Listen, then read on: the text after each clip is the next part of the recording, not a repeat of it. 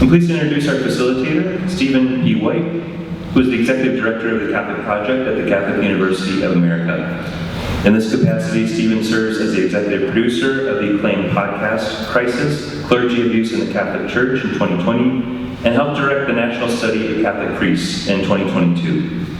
He's also a fellow in Catholic Studies at the Ethics and Public Policy Center in Washington, D.C. He is the author of Red, White, and Blue and Catholic from the Quarry Publications, a primer on Catholic citizenship and the basics of Catholic social teaching. Mr. White studied politics at the University of Dallas and philosophy at the Catholic University of America. I'll now introduce our three panelists, Father Frank Donio, Father Joseph Rampino, and Father Paul Scalia. Father Donio is the founding director of the Catholic Apostolate Center, and executive director of the Conference of Major Superiors of Men, and has extensive experience in evangelization, formation, and church leadership. He's an educator and thought leader in co-responsibility and collaboration in ministry. He's also a graduate of Catholic University and an adjunct assistant professor in our School of Theology and Religious Studies. Father Joseph Rampino is also a graduate of Catholic University and is currently pursuing his doctorate here on campus. He's particularly interested in the history and nature of diocesan clerical life and the theology of participation in Christ. Prior to his doctoral studies, he was engaged in pastoral ministry within the Diocese of Arlington and also served as chaplain at Marymount University. He was ordained in 2016. Father Paul Scalia is also a priest of the Diocese of Arlington, where he currently serves as the Episcopal Vicar for Clergy and pastor of St. James Catholic Church. A respected author and beloved speaker, he's well known for his preaching and his passion for the priestly vocation and the beauty of the Church's liturgy. He studied theology at the Pontifical Gregorian University and the Pontifical University of St. Thomas Aquinas in Rome. Thank you all for being with us this morning. Stephen, I'll hand it over to you. Thank you, Dennis. Thank you to all of you for being with us this morning. Dennis and the folks in the Office for Diocesan Engagement have done a great service to us all, so I want to make sure that you get your appropriate kudos and thanks. Dennis and White House putting this together on other people's timelines, and you've done a wonderful job, so thank you for that. As Dennis said, my name is Stephen White. I'm the Executive Director of the Catholic Project here at Catholic University. The Catholic Project, for those of you who don't know, was founded in 2019 to promote collaboration and co-responsibility between laity and clergy in the wake of the abuse crisis. In more recent years, our focus has shifted more towards the study and support of priests, and we include seminarians and bishops among that. He mentioned our 2022 study, the National Study of Catholic Priests, which was the largest study of its kind in more than 50 years. There's a follow-up to that study that's being sent out now. We should have results this fall, so stay tuned. But in helping to build out and conduct that study, and then in the travels I've had giving talks since then, one of the really interesting things that's come out of that study that was shown in our data that I've had a chance to talk with lots of priests and bishops and vicars for clergy around the country about are the intergenerational dynamics between older and younger priests. There are significant differences in a lot of ways between older and younger priests in many dioceses and many religious orders. And that presents certain opportunities, but also certain challenges. And I wanted this panel to be an opportunity for these men to talk about sort of their perspective on those opportunities and challenges. Anyone who follows the Catholic Church in the United States, I'm guessing most people in this room pay more or less close attention to the Church in the United States. Anyone who pays attention to the Church in the United States in recent years has noticed something about this generational shift that's going on. Even major secular media outlets, the Wall Street Journal, the New York Times, the Associated Press, has taken each of those outlets has run, that's just hitting three, have run major pieces on this generational shift, what's going on in the Church in the United States, particularly among young people. Our National Study of Catholic Priests showed that our young priests are the most theologically conservative, politically moderate, and ethnically diverse of any cohort in the American that we studied. That's a change. It's almost a reverse in all three of those categories from what it was 30 or 40 or 50 years ago. At the same time, as the number of priests in the United States continues to decline, more and more is being asked of our older priests. Go to any diocese convention and hear stories of priests who are past the retirement age, even into their 80s, who are still, even if they're technically retired, are still taking on more or less full-time ministry, simply to lend a hand to cover the needs of their diocese, to help fulfill the needs of their flock. On the other end of the spectrum, young priests are being asked to do more and more at younger and younger ages. It used to be the case that a priest could expect maybe 10 years, maybe more, as an associate pastor or parochial vicar, to learn the trade of the trade craft of being a priest in a parish or in a particular ministry. That leadway is not often afforded young priests anymore. I know a priest in the Midwest who, upon ordination, was made pastor of 6 parishes. That's not a steep learning curve, that's a brick wall. So we're increasingly seeing signs of stress and even burnout among younger priests in particular. These are just a few of the challenges facing our priests in terms of the generational dynamic.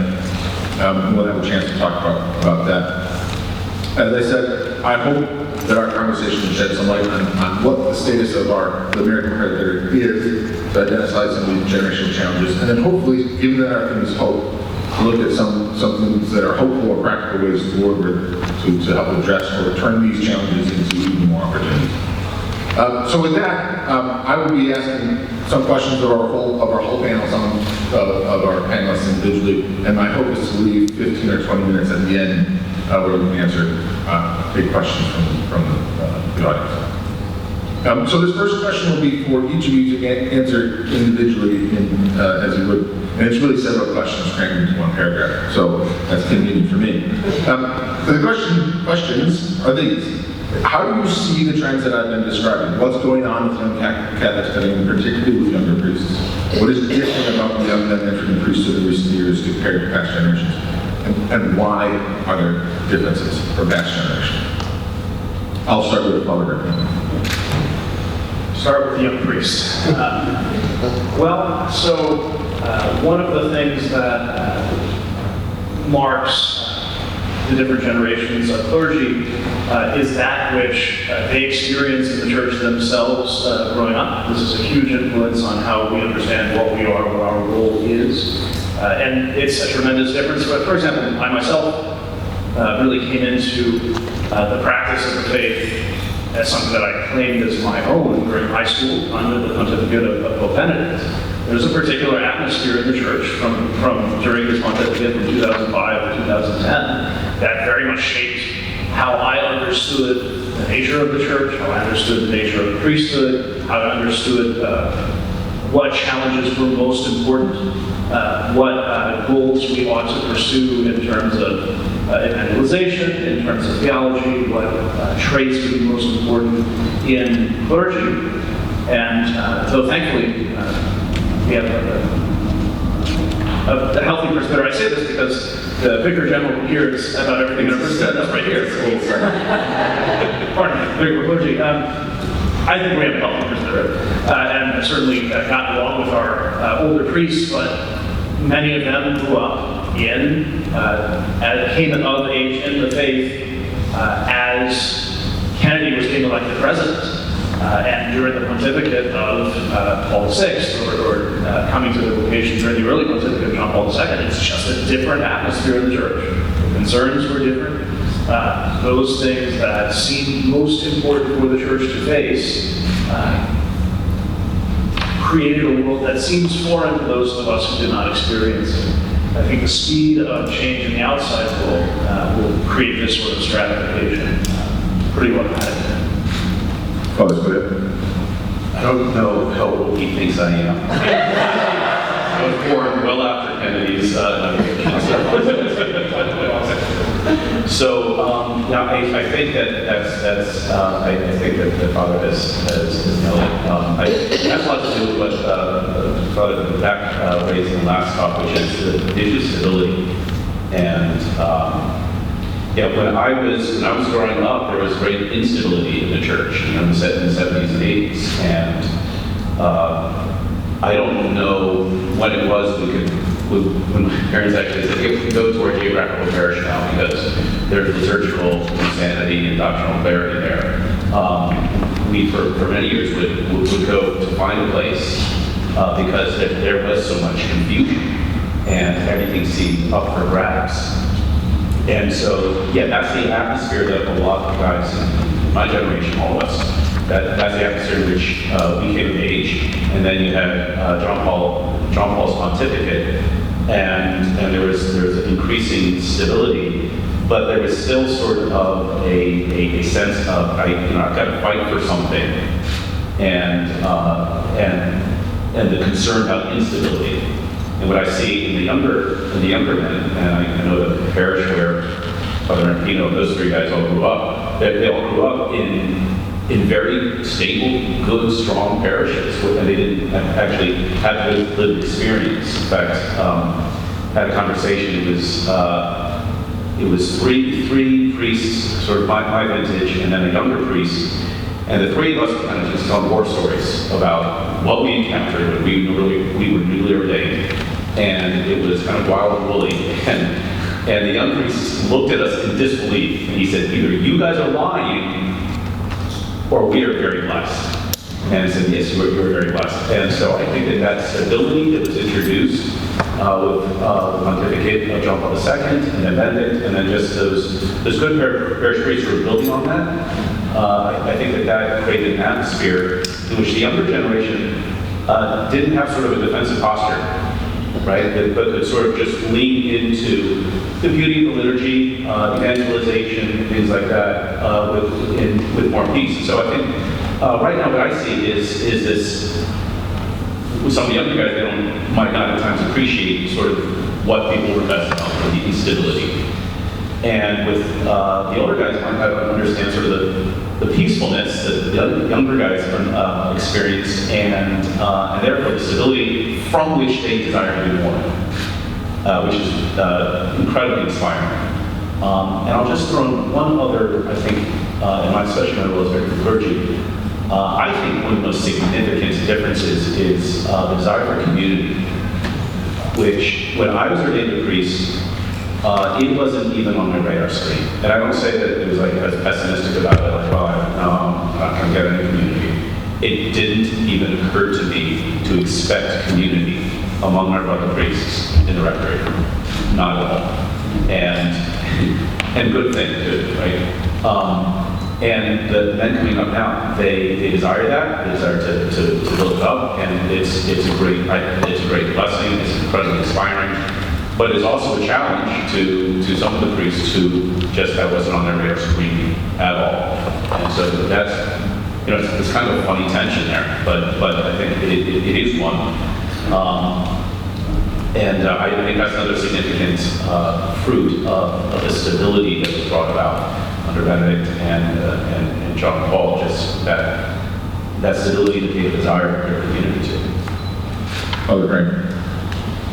I'd like to affirm the shift that I saw occur when I entered my religious community ages ago. I think we're about the same age. And there was a shift during the pontificate of John Paul II. I think St. John Paul II created, and I think we see this even a bit with Pope Leo, because he was ordained 4 years into the pontificate of Pope John Paul II. And there is a period there also in religious life that shifted. I belong to the community of the Palatine Fathers and Brothers, and when I entered, we were looking for more of the community life. We were looking for the use of more structured prayer, so forth and so on. And some of that had gone out of the window in the late 60s and 70s in some religious communities. Particularly coming from a missionary apostolic community, or what's called the Society of Apostolic Life, it was just, what we do. Just what we do. And those of us who were entering were saying, no, we want more community, we want more things in common, and so forth. I see even more so now. And I was just with a large archdiocese, the first 5 year guys, about 40 of them, facilitating for about 3 days, a time together in which there's ongoing formation. Then I was with a religious community which has more on the older end, but also a number of younger vocations. And then I was with a number of young members of another community, just in the last 6 weeks.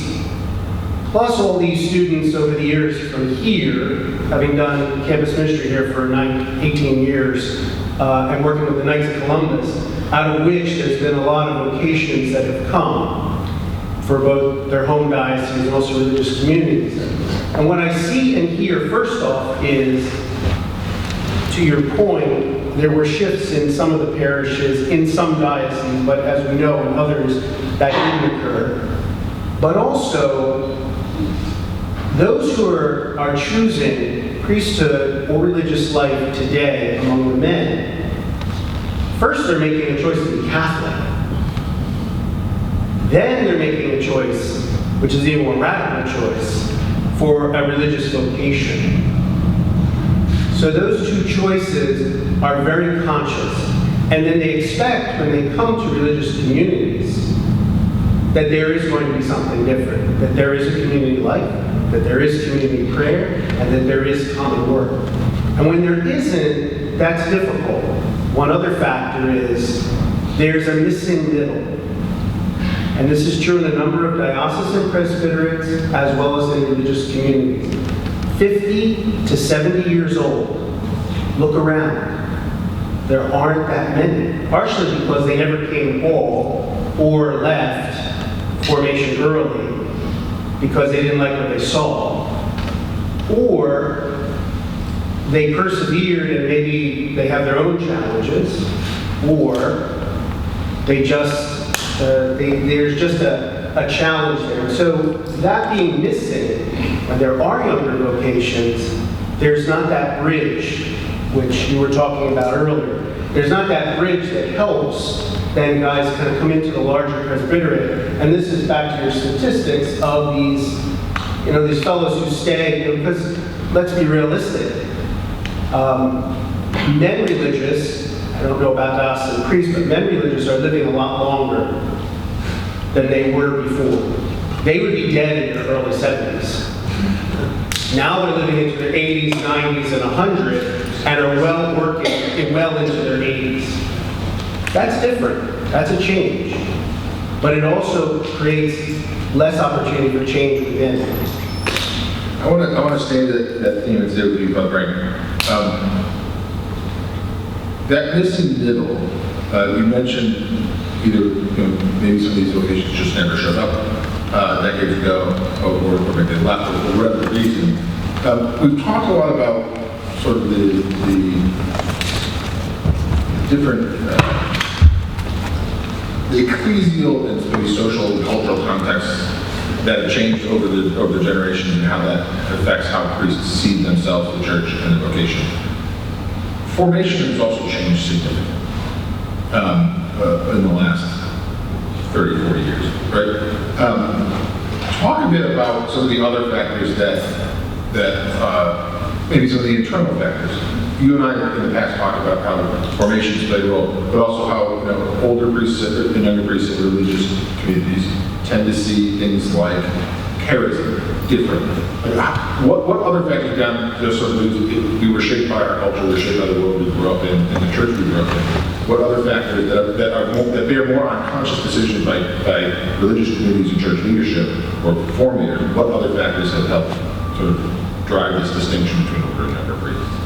I think one of the clear distinctions is what I was saying earlier about the focus of those who were ordained or made their final profession, solemn profession just after the Second Vatican Council, and I would say up through the 70s and possibly into the early 80s. The focus was very much on ministry, what we do. Even at the same time when the church was asking for an updating of religious life, that updating became sometimes, it's now we're going to go outward, and some of these things that we were forced to do, we will now not necessarily do in the same way. As people started as that time started to shift, there were those who were saying, what about some of the traditions, customs, and ways in which we live? And that would create tension in formation houses. When I was in formation here in the 80s and 90s, there were a lot of religious houses of men in Little Rome. There still are, but not the number that there were then. And certainly not the number of my elders, what were here then, back in the 40s and 50s. But you were coming out of a period that was an anomaly. There were bigger Catholic families, there was more of a Catholic culture, and more of these vocations were coming out of it. So people were steeped differently. By the time I entered, they were starting to talk about, well, gaps that people had when they entered in terms of their formation as Catholics. And I grew up in a very anomalous parish, which was very, very traditional Catholic. My religious community was there, and so it was very different. I only found that out later when I was with other people and said, oh, okay, that wasn't everybody's experience. But that became part of a challenge in formation. I think another couple of factors that occurred, there were in the mid-1980s, around 86, if I recall correctly, and then in the early 2000s, about 2005, there were 2 apostolic visitations the Holy See conducted. And all of the houses of formation were visited. Every house of formation received a report to look at what is the quality of the formation, what is occurring. And I do mark some significant changes that occurred, certainly in my own formation, as a result of that. So I do think that the church entering in and asking some pointed questions about what was happening and how things were happening was also an important moment. Can I just that point about formation, because the guys I had 4 years of seminary. That's it. And which, like, today when guys are entering, it's 7 off the bat, right? And I think most of my classmates in my diocese I think that was it for 4 years. And when I hear the young priests, speak about like what they got in formation, the formation in prayer and in evangelization, and I'd say those are things that obviously hard to fit all that in 4 years, right? But also, I mean, the retreats, the instruction they receive on the retreats is extraordinary in comparison to what we receive. And so that's an enormous difference. And it's a good one, it's an improvement, but it also will make for some, little sort of adjustment for the part of the old priest. If I might follow up on that as well. I've noticed this even as a priest who's been ordained only 9 years versus the priests who have been ordained 2 and 3. There's another difference in quality of formation, even just in that span of time. Because in the last, I think, 5-6 years, you've seen another intensification of what the men are receiving in terms of human formation, spiritual formation. And I think not to go off into a slightly different subject, but I do think this is one of the areas where the younger priests, myself included, can fall into a bit of a trap, is presuming that what we received is universal and is simply the Catholic faith. I think, for example, when I was in seminary, IPF was still, the Institute for Priestly Formation was still brand new, but it was quickly becoming a standard for men in seminary to go through IPF and to learn IPF's very particular brand of quasi-Ignatian spirituality. And you would have young priests come out thinking, this is prayer, full stop. If you're not learning to pray in this particular way, then perhaps you have not learned to pray. We don't have a prayer life. Guys to presume that this is simply what it means to have been formed. Because then they're tempted to look at the older guys and say, 4 years of seminary? Were you formed at all? Which is not a knock on you, dear Father Scalia. But it's a danger into which some of the young priests might fall, and it's something that we have to be really, really careful about, lest we deepen the divide that already kind of naturally forms by difference in the culture in which we were raised in the church. Let's go pile on here. I think another factor in all of this is more and more guys coming from broken families. And either coming back to the church or converting to Catholicism. And my first pastor, he he was grousing about how when I was assigned to him, nothing was told him about me. And I was a little insulted, were you concerned? And anyway, so I said, well, what information would you want to know? He says, well, I would want to know about your family. Which I thought was a really good, it was a very wise sort of thing to dial into, is okay, because that's where a lot of formation is going to go on. And so if you have older guys who grew up in a more traditional family and everything that comes with that formation at home, and then younger guys who don't, that's going to be another factor that I think plays into things. Yeah. And it deepens the need for human formation in the seminary. Yeah, that was actually going to be more or less the question I was going to ask you anyway. So I'm going to send it back to you to ask you to continue on that theme. That's all I got. Two aspects. One is just more of an observation. I've heard from a number of seminary formators that one of the challenges that they say, just especially in recent years, is guys who enter seminary go through all the formation, are ordained deacons, maybe even by the time they're ordained priests, they haven't had any experience of life in a parish. And I don't mean they haven't experienced what it's like to be a cleric in a parish. They've never really been part of a parish. They may have lived in a parish, but maybe they came back to the faith in college through a campus ministry, maybe they moved around to different cities, so they don't really have an extended experience of life in a parish. Like sitting in a pew with mom and dad and your siblings. Or even being there at least once a week for several years in a row. And that's not something they ever did as kids, let alone as clergy. And so I think that to me points to a reality which is, and you touched on this with families, the young men today are coming from a very different kind of pre-seminary formation. Right? So I think one of the things that the church is trying to do is, not to get into the weeds of the BBF, but the addition of propedeutic here, the move towards the vocational synthesis stage, that they're trying to provide more information to men coming in formation. Ideally, they would have received a lot of that before they turned 18 or 21 years old. And I think one of the challenges I've heard from a lot of seminary formation here is that the young men coming in know their theology very well, but there are certain kinds of human formation that they just aren't there. They don't know how to shake someone's hand and look them in the eye. They don't know how to talk to women. They don't know. They're good guys. They're well-meaning. They're very eager to serve the church. But there are kinds of things that for generations that would sort of this, by the time you're 10, 15, 18 years old, you've learned how to do these basic things, and to the point where we don't even think that much about teaching them. Maybe that's why they thought.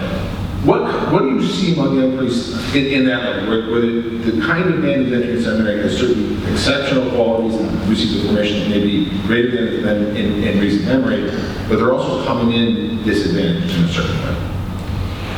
I'm not just saying this because we got 3 really ordained priests from our diocese. But no, I think my concern is when they're in the seminary, because I think that actually our formation is doing a good job of providing that, sort of backfilling that human formation that should have been there, and just sort of the simple things that a young man would learn to do in the family or in the workplace or wherever else. So from my perspective, I'm not as concerned about that with the newly ordained. My concern would be, okay, when guys are coming into the propedeutic, and are we, how much is being done there? And I think that one of the dangers I've seen with propedeutic is that dioceses or vocations directors will say, well, this guy's uncertain, I'll send him to the propedeutic. Well, no, that's actually not the purpose of the propedeutic here. It's for this formation.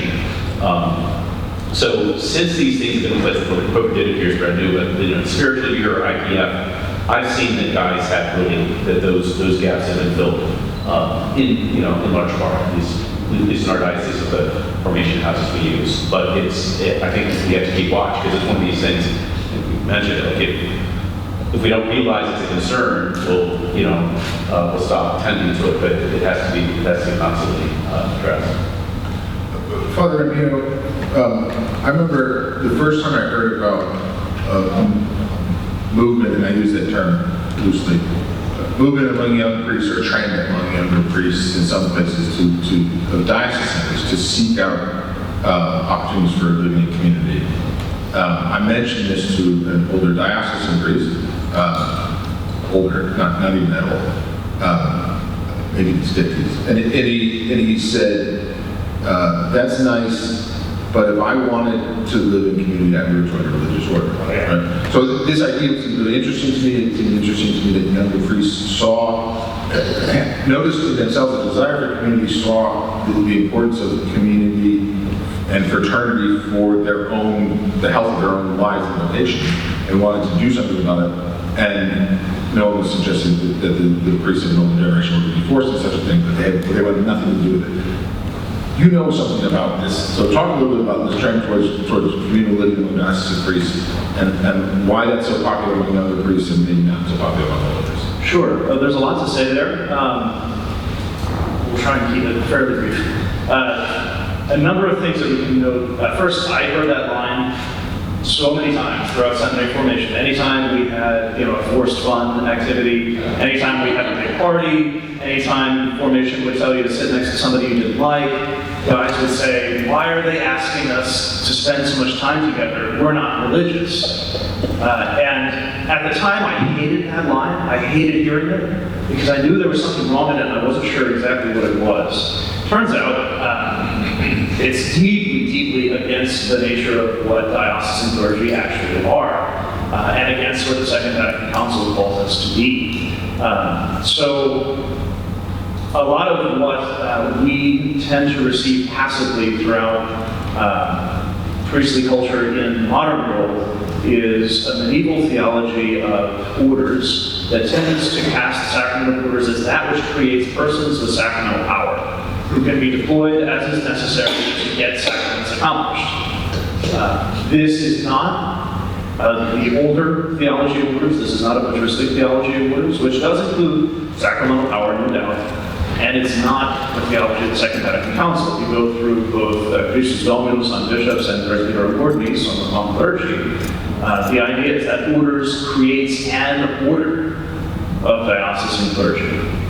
So often, it's fascinating to me that when we hear about these experiments in common living for diocesan clergy, we tend to cast them as innovations, as something new, as something either fresh and frightening or fresh and delightful, but as something fundamentally new, and that's just not the case. In fact, if you read Presbyterate Ordinance, it actually suggests not only that we live together, but that priests own their goods in common, which is fascinating. It's a little throwaway line in Presbyterate Ordinance that we don't tend to see. Fascinating, right? We won't put it on the road. But I think it is important for us to understand that these attempts at community living have a long, long history. That diocesan clergy, for the first 1,000 years, in fact, lived in a way that we would say today looks like a religious order. That diocesan clergy were members of their bishop's entourage and household, that they lived, not just the priests, but the deacons and subdeacons and all the way down, lived as one family, the episcopal familia, together with their bishop. And this continued far later than you might think. If you read St. Ambrose de Officiis, his work on clergy written to his clergy, he presumes they're all living in one house. At one point he says, you don't need to go to the houses of the faithful. They know where we all live. If they need us, they can come here. So, okay, wow. St. Ambrose, goodness. St. Augustine wrote his Rule of Life that is famously practiced by many mendicant orders. But in fact, he wrote it, as far as we can tell, at least the core of it, the 8-paragraph Preceptum, that's the core of the Rule of Augustine, was written for his cathedral clergy. It was written for his diocesan clergy. And we can verify this by looking at his sermons, where he talks about the way his clergy were to live. And he deals with a couple of controversies about their possessions and how this all goes, right? If anybody's interested, it's like the sermon 355 and 356, where he talks about this. We have rules of life written for diocesan clergy by bishops throughout the early Middle Ages, Protocon of Metz being one of the most famous. By the way, if anyone can help me, I have a great mission, which is to help our confirmation candidates choose better confirmation names that are more exciting for bishops to read. So if you can help me get somebody to pick Protocon of Metz as a confirmation name, this would be a great delight. The Emperor Charlemagne had a rule of life written for all of his diocesan clergy within the empire, published by his son, who was Pius. This was presumed to be the way of life of diocesan clergy, was living in common. The reason that this mattered so much to the fathers was they saw the body of the clergy as a microcosm of the church. That as much as the church was the one Christ, head and members, the body of the clergy was to be an image of the one Christ, head and members. Pope Leo I, invited to Bishop Anastasius of Thessalonica, says, if the clergy cannot live together in charity, then there is no hope for the Christian people. Quite simply, that there is a supernatural effect that the fathers believed would come about in the church broadly if the common body of the clergy could live as a microcosm of the church. Even the seminary, which we see as something that the Council of Trent creates, the Council Fathers of Trent did not think they were doing something new.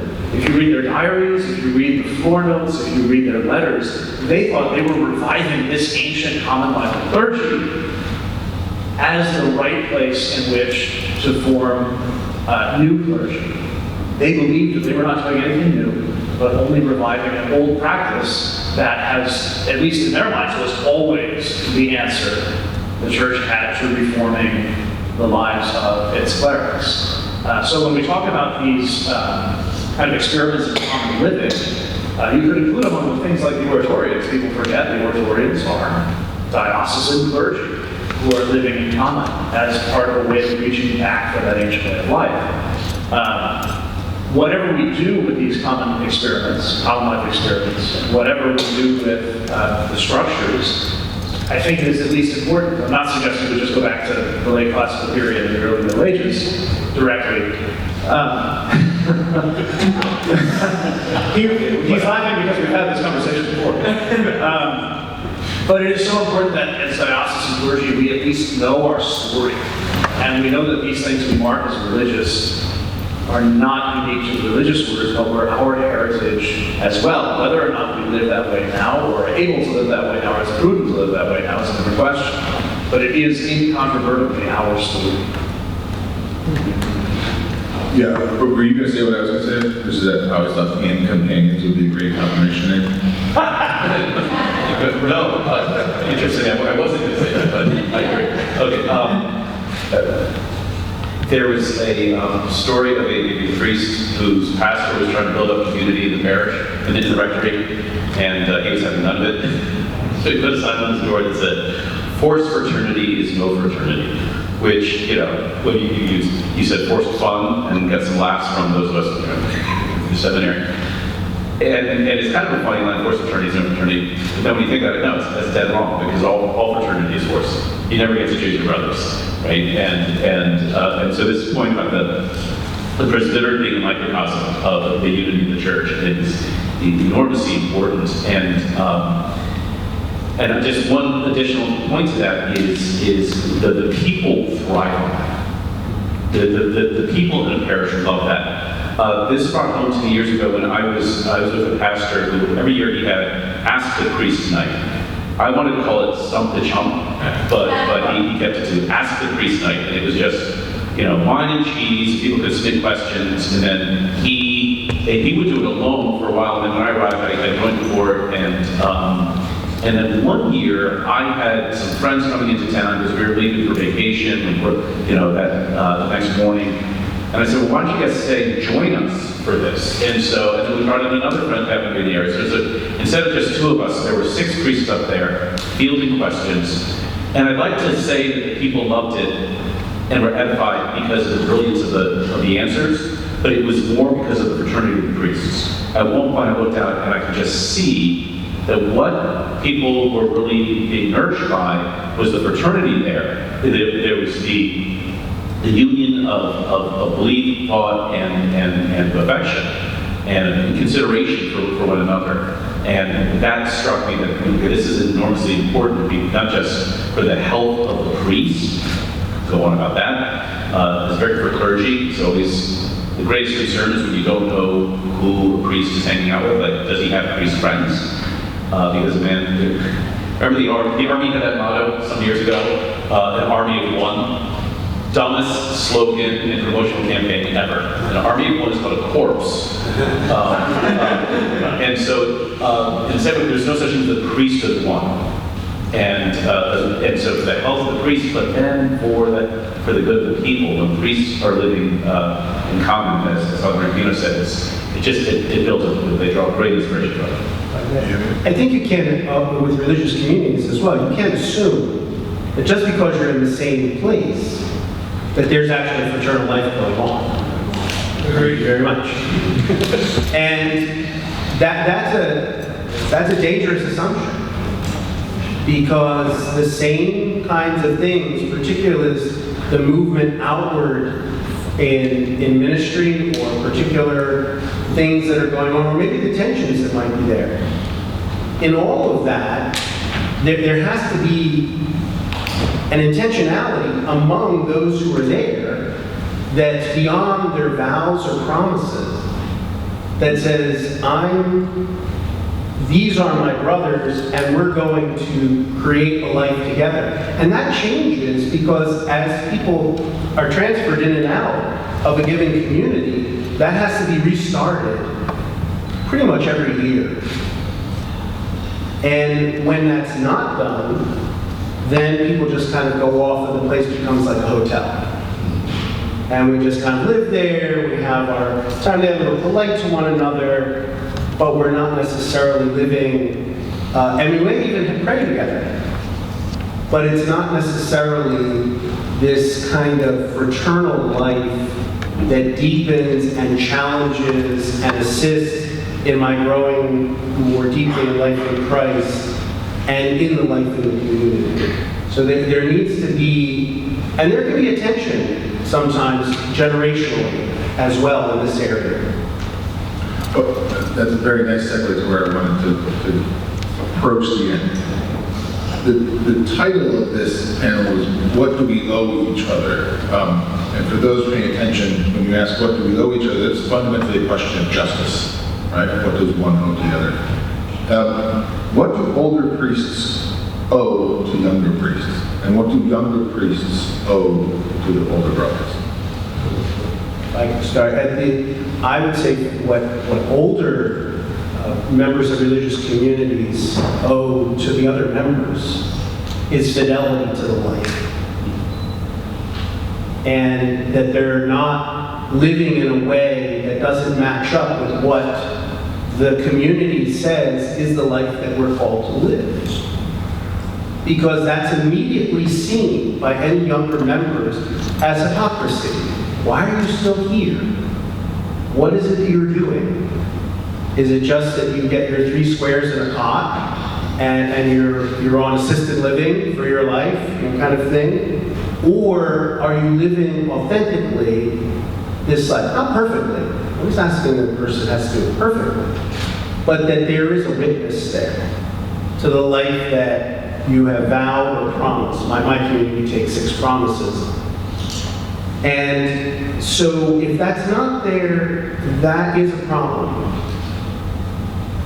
When the older member is not really witnessing the life.